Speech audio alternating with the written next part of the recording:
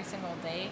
It has to be manufactured one way or another. And the crazy thing, I think the most mind-blowing thing, is that it's parts of it is actually being made right here in our backyards. We pass by them every single day and we have no idea about it. But just, learning about manufacturing, that's what Manufacturing Day is all about.